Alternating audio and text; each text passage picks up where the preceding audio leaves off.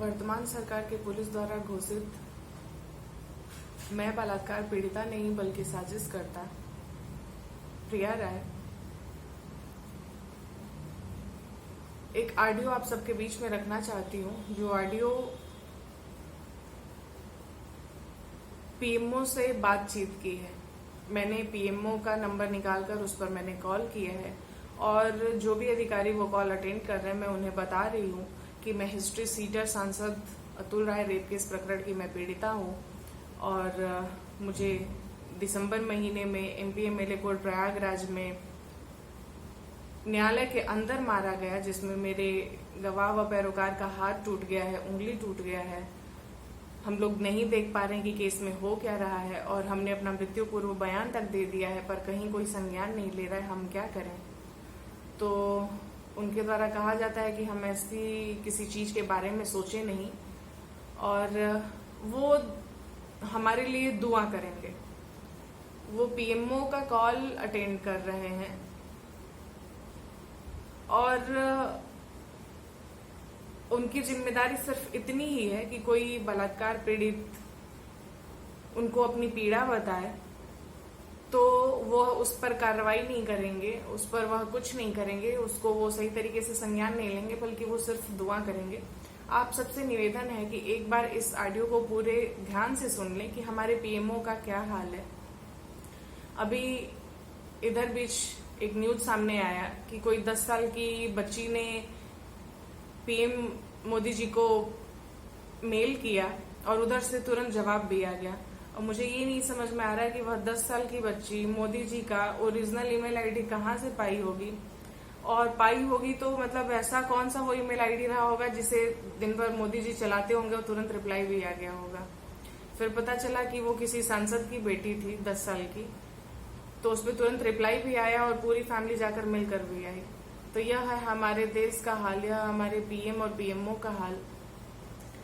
हमारी कोई नहीं सुन सकता, हमारी कोई सुनने वाला नहीं है। हमारी का मतलब यहाँ सारे आम जनता से है, यहाँ उन सारी बेटियों से है जिन बेटियों के बारे में नारा लगाकर यह सरकार में आई थी कि बेटी बचाओ बेटी पढ़ाओ। आगे की चीजें बताना भूल गए थे यह लोग। खैर, आपसे बस यही निवेदन है कि चाहे जो कुछ भी हो जाए, लेकिन अगर आपको प्रताड़ित करने वाला अगर कोई अपराधी है, कोई राजनीतिक व्यक्ति है, तो आप पुलिस के पास बिल्कुल भी न जाएं। चाहे जो कर ले, चाहे जो मर्जी कर ले, लेकिन आप पुलिस के शरण में न जाएं। आप एफआईआर न दर्ज कराएं, क्योंकि आप साजिशकर्ता भी साबित होंगे, आप खुद भी बर्बाद होंगे, आपकी पूरी फैमिली भी बर्बाद होगी। ना आप पढ़ पाएंगे, ना आप जीवन में कुछ कर पाएंगे, आपको अंततः मरना ही पड़ेगा। बलात्कार के मुकदमों में मरना बहुत मस्ट हो गया है इस सरकार में। आप इस ऑडियो को सुने और अपने पास सेव करके रखें और खुद भी सचेत हों और अपने घर परिवार बहन बेटियों सबको सचेत करें। Hello. Hello. Hello. Yes. Sir नमस्ते। नमस्कार। मैं बलात्कार पीड़िता प्रिया राय बात कर रही हूँ। बोलिए। सर जी, मैं प्रधानमंत्री जी के संसदीय क्षेत्र वाराणसी से बात कर रही हूँ सर। अच्छा। जी सर, मेरा जो मुकदमा है वो वर्तमान सांसद अतुल राय के खिलाफ वाराणसी के लंका थाने में दर्ज है। और सर, मुकदमा दर्ज कराने के बाद से कंटिन्यू सर हमारे ऊपर और मेरे जो गवाह और पैरोकार हैं उनके ऊपर अब तक दर्जनों मुकदमे हो चुके हैं। एक और मिनट होल्ड कीजिए। सर, लेडी का। हेलो। हेलो जी। सर नमस्ते। हाँ नमस्ते। सर, मैं प्रधानमंत्री जी के संसदीय क्षेत्र वाराणसी से पीड़िता प्रिया राय बात कर रही हूँ। हाँ बताइए, क्या पीड़ित कैसे है मतलब आप? सर, मैं बलात्कार पीड़िता हूँ। ओहो, अच्छा। और सर, मेरा जो मुकदमा है वो वाराणसी के लंका थाने में जो वर्तमान सांसद हैं अतुल राय, उनके खिलाफ दर्ज है। अच्छा जी, जो सर जो अतुल राय हैं वो हिस्ट्री सीटर भी हैं और वाराणसी के ही हिस्ट्री सीटर हैं। और सर, ऐसे हिस्ट्री सीटर को जिस पर 2-3 दर्जन के लगभग मुकदमे हैं, ऐसे हिस्ट्री सीटर को सर मतलब यूपी की जो प्रशासन है वो कंटिन्यू बचाने में लगी हुई है। और इस क्रम में मेरे ऊपर और मेरे गवाह के ऊपर दर्जनों मुकदमे किए जा चुके हैं। और अभी तो हमारे ऊपर डायरेक्ट न्यायालय में प्रयागराज के एमपी एमएलए में डायरेक्ट हमारे ऊपर हमला किया गया और मेरे गवाह का हाथ टूट गया है और एक उंगली टूट गई है। और हमने इस संदर्भ में सारे लोगों को मेल किया, स्पीड पोस्ट किया, जितने भी ऑफिशियल ईमेल आईडी या एड्रेस हैं सारे लोगों को मैंने किया, पर सर अभी तक किसी ने संज्ञान नहीं लिया है सर। तो मैं समझ नहीं पा रही कि मैं ऐसी स्थिति में क्या करूं कि जहां प्रधानमंत्री के संसदीय क्षेत्र में एक लड़की का ये हाल है कि वो मौत के इतने करीब है, आत्मदाह करने के लिए वो मतलब प्रेशराइज की जा चुकी है इस समाज में और इस सिस्टम के द्वारा, लेकिन फिर भी उसकी कोई सुध नहीं ले रहा है सर। तो मैंने किसी उम्मीद से नहीं फोन किया था, मैंने सिर्फ ये आपके नॉलेज में रहे, क्योंकि मेरी बात तो मोदी जी तक तो पहुंचेगी नहीं, लेकिन सर कम से कम मेरे मरने के बाद ये मोदी जी तक सर जरूर पहुंचा दीजिएगा और उनको बता दीजिएगा कि उनके नारों का क्या सच्चाई आप है। हमारी बहन की तरह हैं, कम से कम ऐसा ना कहें। आप अपनी लड़ाई को ऐसे छोड़ जाएंगे क्या बीच में? सर मैंने तो कौन याद रखेगा आपको? मुझे एक चीज बताओ आप।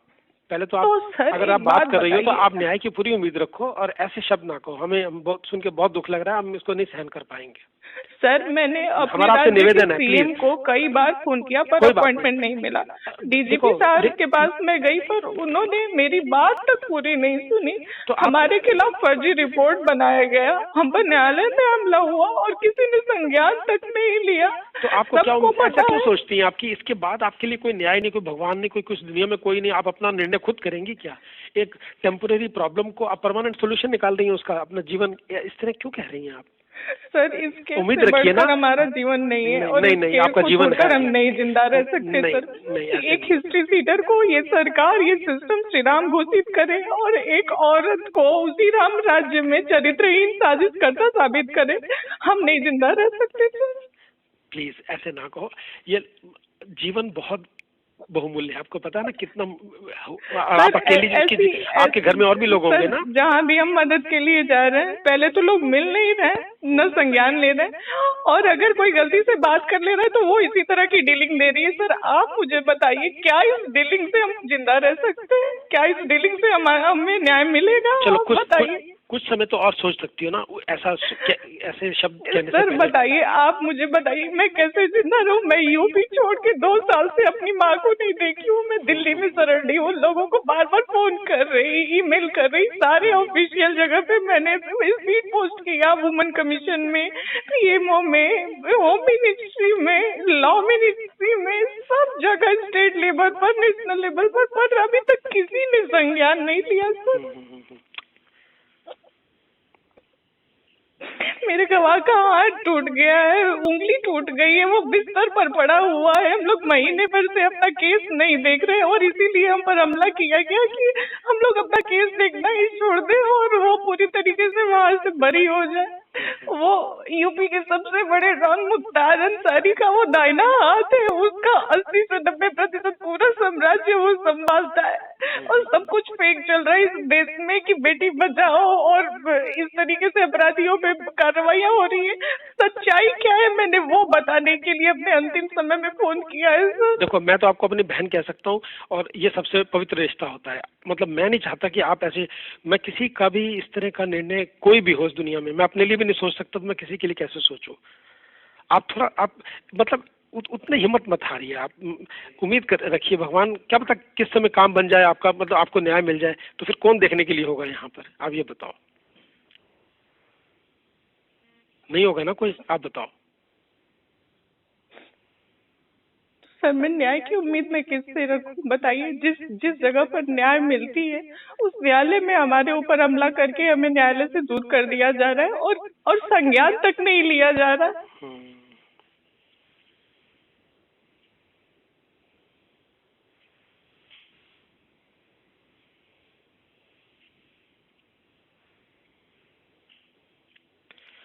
आपने कहाँ आपने, मतलब आपने ईमेल जो भेजा है किसको भेजा, मतलब किससे बात की आपने यहाँ?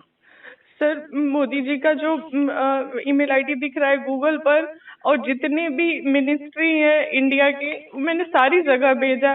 मैंने वुमेन कमीशन यूपी को और जो नेशनल है मैंने सब जगह भेजा सर। एक ईमेल आईडी या एक एड्रेस नहीं होगा जो यूपी गवर्नमेंट का और सेंट्रल गवर्नमेंट का जहां मैंने न भेजा हो अपनी समस्या। बाई ईमेल भी भेजा, बाई स्पीड पोस्ट भी भेजा, और इन दो माध्यम के बाद तीसरा माध्यम क्या बचता मुझे नहीं पता सर। और वो तीसरा रास्ता मैंने सोच रखा है सर। नहीं, तीसरा रास्ता तो आप बिल्कुल नहीं करेंगे। आपने जब बात की है तो आप इतना भरोसा करेंगे।